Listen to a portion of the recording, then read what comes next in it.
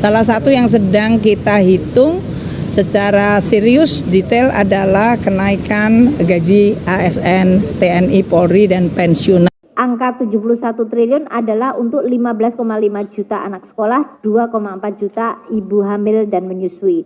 Realisasinya sampai hari ini adalah penerimanya baru 5 juta,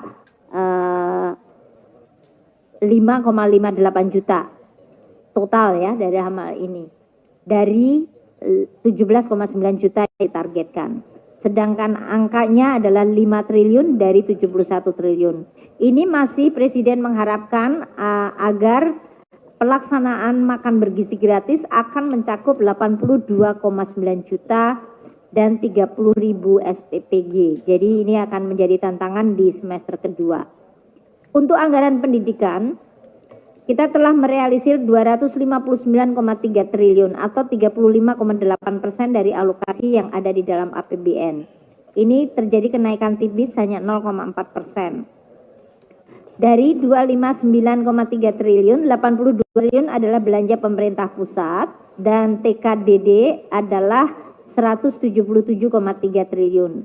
Ini untuk mendukung dari mulai tunjangan profesi guru, tunjangan dosen, gaji dan tunjangan guru, termasuk pembangunan sekolah, bantuan operasi sekolah, bantuan operasi perguruan tinggi, bantuan operasi PAUD, dan bantuan operasi penyelenggaraan kesetaraan. Juga di dalam anggaran pendidikan adalah siswa dan mahasiswa yang menerima beasiswa seperti program Indonesia Pintar, Bidik Misi, Kartu Indonesia Pintar, termasuk di dalamnya juga makan bergizi gratis yang 5 triliun tersebut.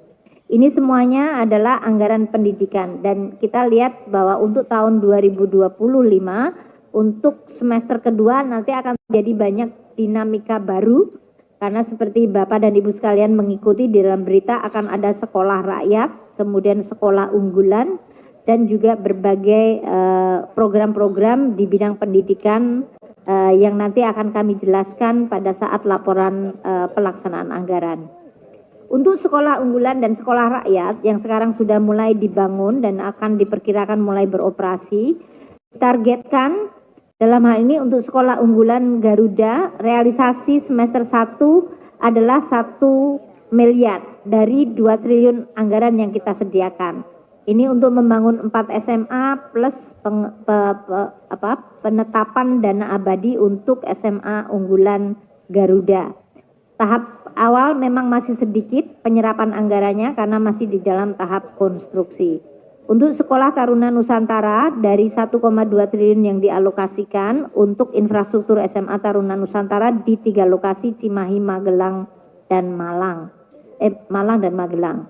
Sekolah rakyat yang dibangun oleh Kementerian PUPR dan pelaksananya juga penanggung jawab di Kementerian Sosial telah terrealisir 327,1 miliar di semester 1. Tahap pertama 1,2 triliun renovasi bangunan terutama untuk 200 lokasi dan tahap kedua akan ada 100 lokasi di tahun 2025 yaitu 9,7 triliun. Kementerian Sosial dalam hal ini bersama-sama dengan Kementerian Pendidikan Dasar melakukan pelaksanaan untuk menjalankan sekolah rakyat tersebut. Saat ini yang sudah siap adalah 63 lokasi dari berbagai provinsi dan kepulauan. Sumatera, Jawa, Bali, Kalimantan, Sulawesi, Papua, semua lokasi disiapkan. Jumlah siswa yang diterima di 2025 diperkirakan 9.900 siswa untuk 396 kelas dan mereka ini adalah boarding school. Jadi anak-anaknya menginap dan diberikan penginapan dan makan di sekolah tersebut. Untuk program revitalisasi sekolah yang dilakukan oleh Kemendikdasmen dengan anggaran 16,97 triliun, realisasi untuk semester 1 587 miliar, yaitu nanti ada 10.440 satuan pendidikan, 78 adalah sekolah negeri dan 22 sekolah swasta. Kementerian Agama juga memiliki anggaran 0,5 triliun untuk mebeler dan Kementerian PU yang melakukan revitalisasi madrasah anggarannya 2,52 triliun realisasi 44,4 miliar. Kita lihat lokasi maupun jumlah dari sekolah yang dilakukan revitalisasi. Untuk anggaran kesehatan, semester 1 terrealisir 36% atau 78,6 triliun rupiah. Ini agak relatif flat dibandingkan tahun lalu, yaitu 0,4%, hampir sama angkanya. Bidang-bidang di bidang kesehatan yang mendapatkan anggaran di semester 1 itu dari mulai revitalisasi rumah sakit 1,9 triliun, kemudian ini baik di Kementerian Kesehatan maupun melalui DAK fisik untuk rumah sakit di daerah.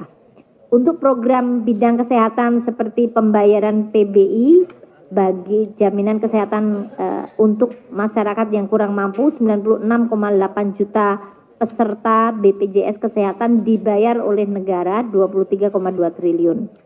Untuk program vaksin imunisasi 1,1 triliun, untuk makanan tambahan kepada 1000 HPK adalah sebesar 15,6 miliar. DAU bidang kesehatan untuk layanan masyarakat 13,4 triliun, bantuan operasi kesehatan sebesar 5,2 triliun terutama untuk 10.161 puskesmas. Dan DAK bidang kesehatan untuk pembangunan puskesmas ada 700 miliar. Kita lihat di sini salah satu program flagshipnya Kementerian Kesehatan adalah memeriksa masyarakat kesehatannya secara gratis, telah menghabiskan 140 miliar. Jumlah pesertanya kita lihat setiap bulannya makin meningkat sampai 3,5 juta pada bulan Mei dan Juni. Ini sesuatu yang mungkin diharapkan akan bisa mendeteksi lebih awal dari kondisi kesehatan masyarakat kita. Untuk pembangunan desa dan UMKM, 2 flagship, yang satu adalah program yang sudah stabil selama ini, mungkin sering dimodifikasi untuk kebutuhan tertentu, yaitu kredit usaha rakyat. Target plafon tahun ini adalah 280 triliun, realisasi semester 1 adalah 131,2 kredit yang sudah disalurkan atau 43,7%. Dan dalam hal ini untuk kelompok yang mendapatkan kredit kita juga akan mengkombinasikan dengan program pemerintah baru yaitu 80.000 koperasi merah putih, Koperasi Desa Merah Putih yang sekarang sedang di dalam proses pembentukan. Terbentuknya sudah 72.112 koperasi merah putih dan nanti masing-masing akan menyampaikan proposal bisnis mereka untuk didanai melalui Himbara. Maksimum plafon pinjaman 3 miliar baik untuk CAPEX maupun OPEX. Kita perkirakan dengan beberapa perhitungan maka pinjaman maksimum 3 miliar akan dicicil kembali selama 6 tahun dan bunga yang ditanggung oleh koperasi adalah 6%. Pemerintah akan memberikan dalam hal ini subsidi bunga, yaitu tadi perbedaan 6% dengan market rate, dan juga pemerintah memberikan dukungan dalam bentuk jaminan intercept. Artinya kalau koperasi gagal bayar maka akan dilakukan intercept melalui dana desa.